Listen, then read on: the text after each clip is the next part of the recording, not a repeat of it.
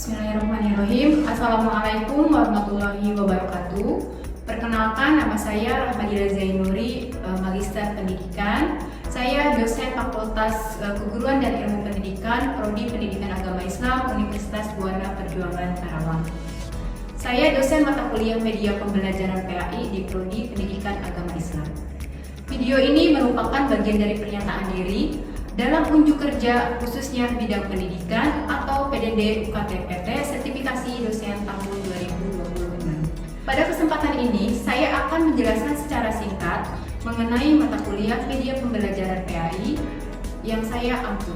Mata kuliah Media Pembelajaran PAI merupakan mata kuliah yang memadukan teori dan praktik. Mata kuliah ini dirancang untuk membekali mahasiswa dengan pengetahuan, keterampilan, dan kreativitas dalam merancang, mengembangkan, memanfaatkan, serta mengevaluasi media pembelajaran pendidikan agama Islam yang inovatif, efektif, dan sesuai dengan karakteristik peserta didik serta perkembangan teknologi pendidikan. Mata kuliah ini berbobot 3 SKS di semester ganjil dan dilaksanakan selama 1 semester. Secara garis besar, cakupan materi meliputi konsep dasar media pembelajaran, fungsi dan manfaat media pembelajaran PAI, klasifikasi media pembelajaran, prinsip pemilihan dan pengembangan media, pemanfaatan teknologi digital dalam pembelajaran PAI, serta praktik merancang dan menghasilkan media pembelajaran yang dapat diterapkan di sekolah, baik jenjang TK, SD, SMP, SMA, SMK, sederajat. Adapun topik materi yang dipelajari, yang pertama, konsep dan sejarah media pembelajaran, kedua, landasan dan prinsip media pembelajaran PAI, yang ketiga, klasifikasi dan karakteristik media, pemanfaatan objek, model, dan lingkungan sebagai media belajar, yang keempat, perencanaan penggunaan media, yang kelima, pengembangan media grafis, fotografi, media audio, media visual, media audiovisual, media berbasis ICT. Yang keenam, analisis kelebihan dan kelemahan berbagai media serta perkembangan media pembelajaran PAI sejak masa Rasulullah SAW hingga di era digital. Dalam melaksanakan perkuliahan, saya menerapkan pendekatan student center learning atau pembelajaran berpusat pada peserta didik dengan mengintegrasikan berbagai model pembelajaran sesuai capaian pembelajaran mata kuliah. Metode ceramah interaktif digunakan untuk memberikan landasan konseptual mengenai media pembelajaran. Selanjutnya, mahasiswa dilibatkan dalam diskusi kelompok, studi kasus, demonstrasi, dan praktik langsung menggunakan berbagai perangkat lunak maupun aplikasi digital untuk menghasilkan media pembelajaran yang inovatif. Selain itu, saya menerapkan project-based learning di mana mahasiswa secara berkelompok maupun individu mengembangkan produk media pembelajaran PAI sesuai materi yang dipilih. Produk tersebut berupa media presentasi interaktif, video pembelajaran, infografis, e-modul, media berbasis Canva, aplikasi pembelajaran sederhana, maupun media berbasis artificial intelligence yang relevan dengan kebutuhan pembelajaran abad ke-21. Seluruh produk kemudian dipresentasikan, diuji coba melalui simulasi mengajar atau micro teaching dan direfleksikan bersama untuk memperoleh masukan perbaikan. Untuk mendukung proses pembelajaran, saya memanfaatkan BOC atau Buana Online Course, video pembelajaran, platform kolaboratif, aplikasi desain grafis, serta berbagai media digital sehingga mahasiswa memperoleh pengalaman belajar yang aktif, kreatif, kolaboratif, dan kontekstual. Adapun sistem evaluasi yang saya terapkan dirancang secara komprehensif untuk mengukur aspek sikap, pengetahuan, dan keterampilan mahasiswa. Penilaian dilakukan melalui keaktifan dalam diskusi, penugasan individu dan kelompok, proyek pengembangan media pembelajaran, presentasi hasil karya, ujian tengah semester untuk mengukur penguasaan konsep, serta ujian akhir semester berupa praktek menghasilkan dan mengimplementasikan media pembelajaran PAI dalam kegiatan micro teaching. Melalui evaluasi tersebut, diharapkan mahasiswa tidak hanya memahami konsep media pembelajaran, tetapi juga memiliki kompetensi dalam mengembangkan dan memanfaatkan media pembelajaran PAI yang inovatif, efektif, dan sesuai dengan kebutuhan peserta didik di era digital. Demikian pemaparan singkat mengenai mata kuliah media pembelajaran pendidikan agama Islam yang saya ampu. Selanjutnya, saya akan menampilkan video pelaksanaan pembelajaran yang menggambarkan implementasi strategi strategi, metode, media, dan teknik evaluasi yang saya terapkan dalam proses perkuliahan mata kuliah media pembelajaran pendidikan agama Islam. Selamat menyaksikan video pembelajaran. Terima kasih. Bismillahirrahmanirrahim. Assalamualaikum warahmatullahi wabarakatuh. Waalaikumsalam warahmatullahi wabarakatuh. Selamat pagi teman-teman semua. Apa kabarnya hari ini? Alhamdulillah baik. Nah, sekarang mata kuliah media pembelajaran PAI ya di pertemuan keempat. Sebelum melanjutkan materi kemarin, silahkan isi kehadiran di BOC. Semuanya sudah mengisi? Sudah, Bu. Nah, sebelum melanjutkan, alangkah baiknya kita berdoa terlebih dahulu. Berdoa dimulai. Berdoa selesai. Nah, untuk materi hari ini yaitu perencanaan penggunaan media dalam proses pembelajaran PAI. Nah, sebelumnya kita sudah mempelajari materi media ya, konsep media, terus juga fungsi dan tujuan media, terus juga macam-macam media ya. Masih ada yang ingat tidak media itu apa? Apa lain? Alat bantu. Alat bantu. Apalagi? Sarana pembelajaran. Nah, terus selain media, apa aja macam-macam media pembelajaran? Apa? Media audio. Media audio, terus Media visual. media visual. Ada kesatuannya kali ya. Media audio visual. Media audio visual. Nah, itu adalah macam-macam media. Nah, selanjutnya di sini sebelum ke teori ada capaian pembelajaran. Nah, dari capaian pembelajaran ini yang pertama, mahasiswa mampu menjelaskan konsep perencanaan penggunaan media pembelajaran. Nah, jadi mahasiswa ini tidak hanya mampu menyampaikan teori saja, ya, tetapi juga harus merencanakan media apa yang akan diberikan kepada peserta didik. Terus yang kedua, menganalisis kebutuhan media sesuai karakteristik materi PAI.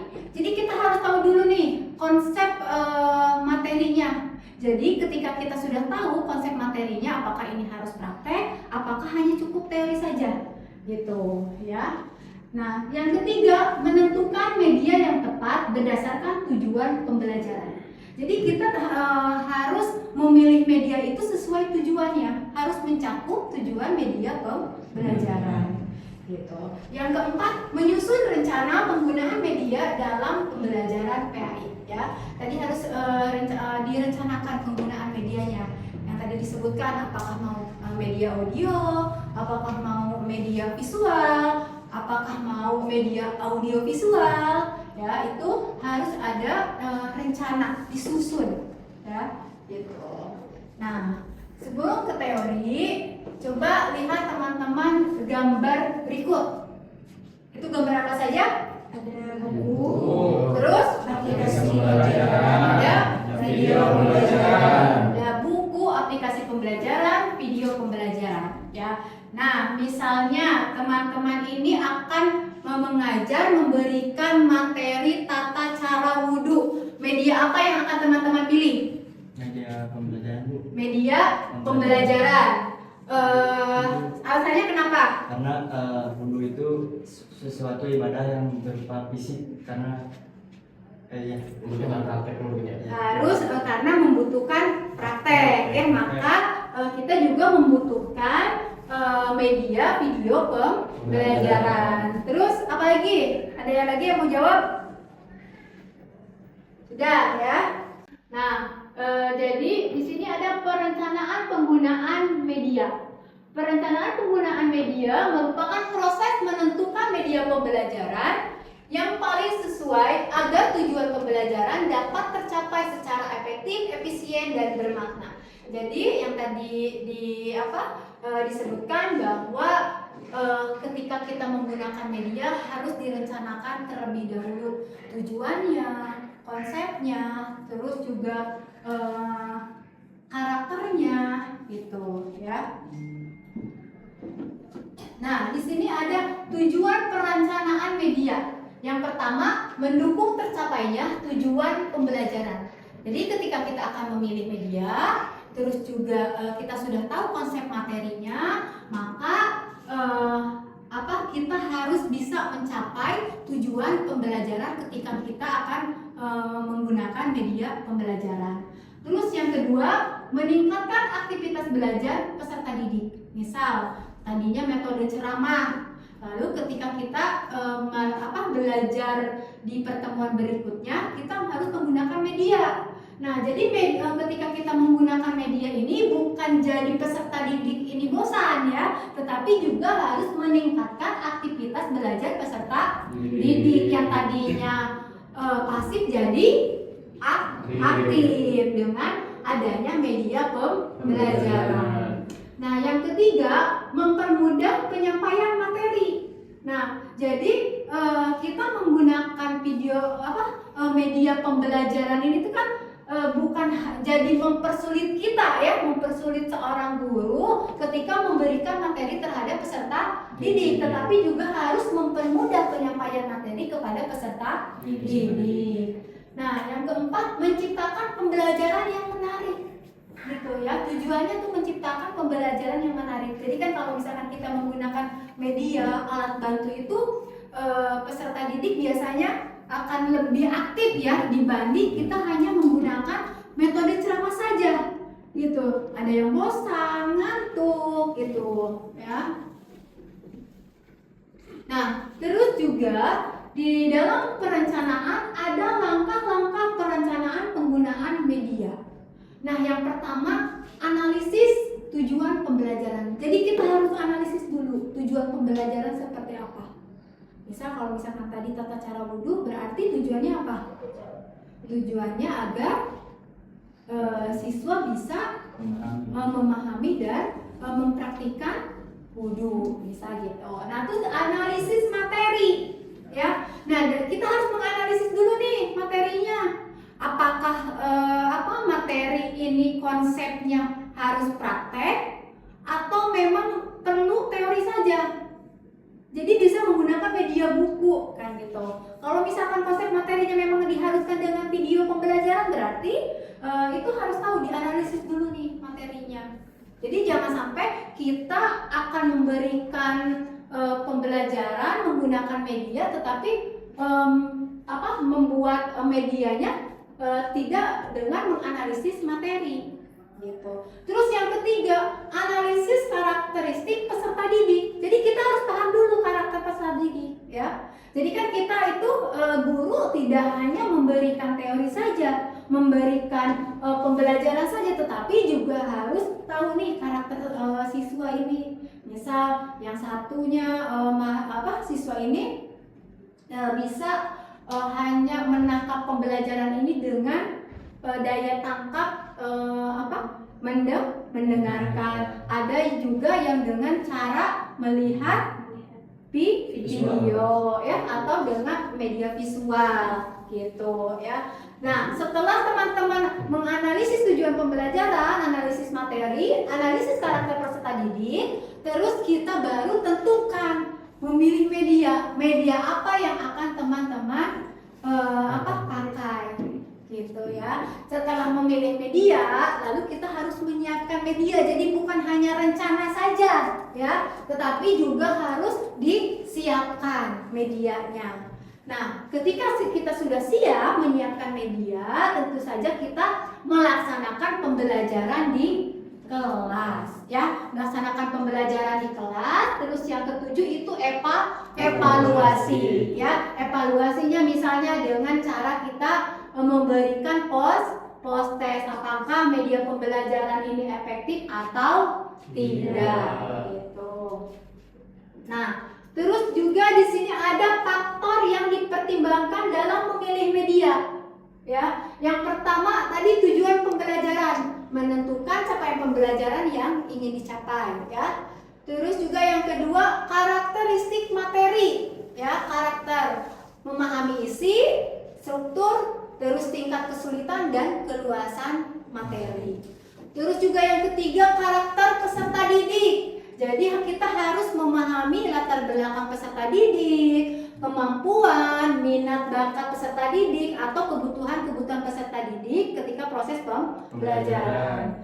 Terus yang keempat, metode pembelajaran. Jadi kita harus menentukan dulu, kita pertimbangkan menentukan pendekatan atau strategi ketika kita akan memberikan pembelajaran di kelas, ya. Kita harus memberikan metode itu sesuai kebutuhan, ya, sesuai kebutuhan peserta didik. Terus yang kelima, ada sarana dan prasarana.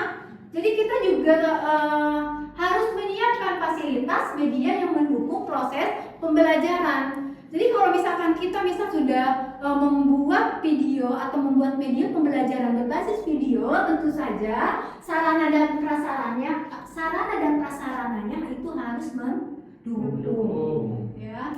Terus juga yang keenam, waktu. Berarti kita harus menentukan nih alokasi waktunya, ya, waktu yang efektif setiap tahap pembelajaran. Apakah ketika kita menggunakan media ini waktunya cukup nggak, ya?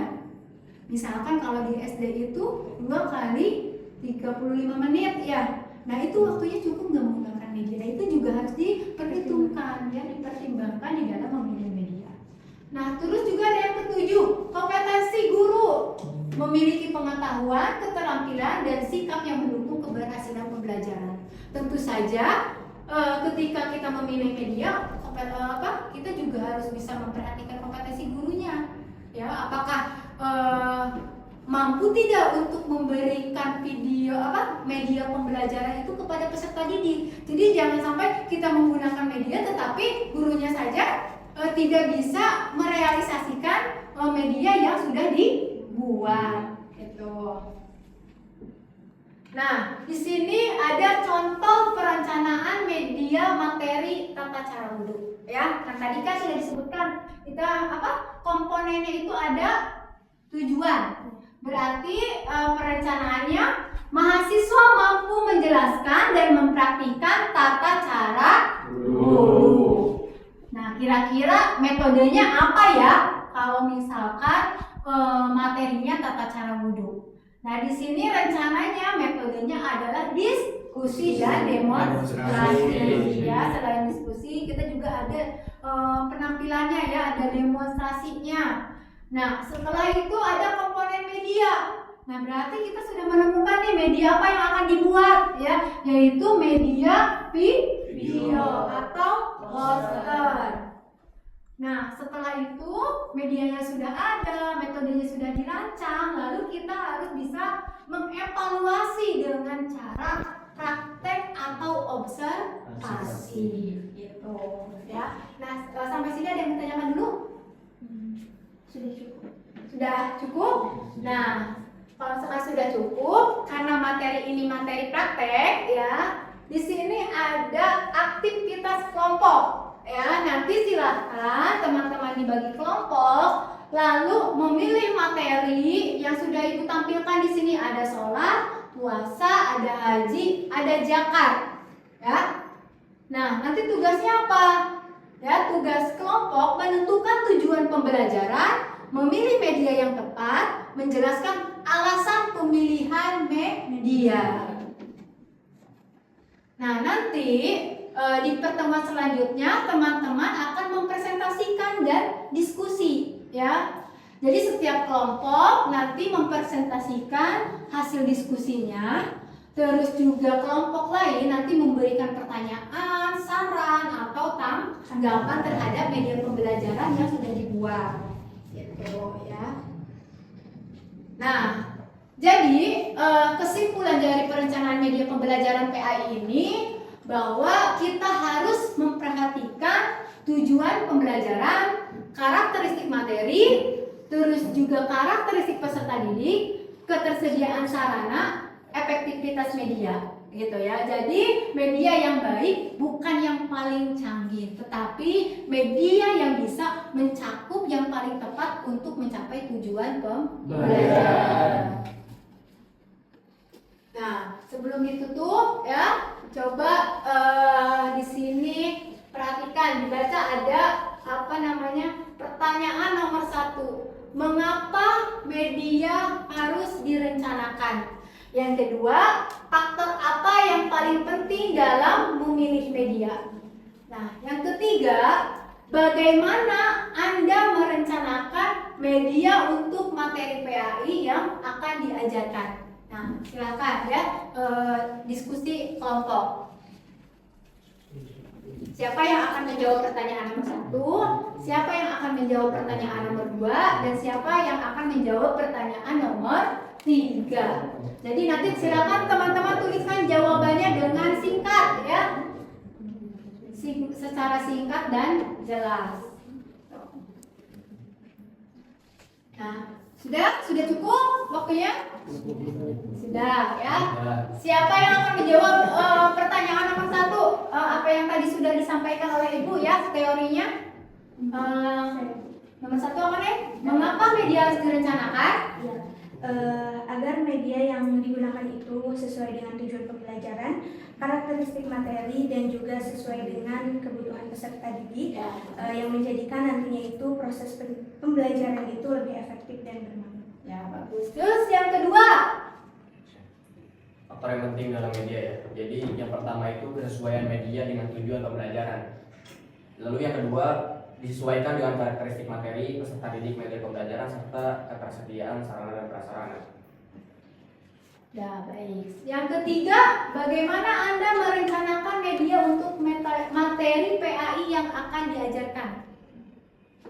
Pertama, saya akan menganalisis tujuan pembelajarannya, materi, dan karakteristik peserta didik. Kemudian, memilih media yang sesuai, lalu menyiapkan penggunaannya dalam pembelajaran, serta mengevaluasi efektivitas media tersebut setelah digunakan. Ya, baik. Terima kasih teman-teman semua ya untuk materi hari ini di pertemuan keempat. Nanti jangan lupa tugas kelompoknya silahkan teman-teman isi. Kalau misalkan tidak ada yang mau ditanyakan lagi, Ibu cukupkan ya materi hari ini. Mudah-mudahan materi yang sudah disampaikan bisa bermanfaat dan bisa diaplikasikan ketika teman-teman menjadi guru. Nah, saya cukupkan. Wabillahi taufiq wal hidayah. Wassalamualaikum warahmatullahi wabarakatuh. Waalaikumsalam warahmatullahi wabarakatuh. Demikian video portofolio ini saya sampaikan sebagai wujud komitmen saya untuk terus berkembang menjadi dosen yang profesional, berintegritas, inovatif, dan berdedikasi dalam melaksanakan tridharma perguruan tinggi. Terima kasih atas perhatian dan penilaian yang diberikan. Wassalamualaikum warahmatullahi wabarakatuh.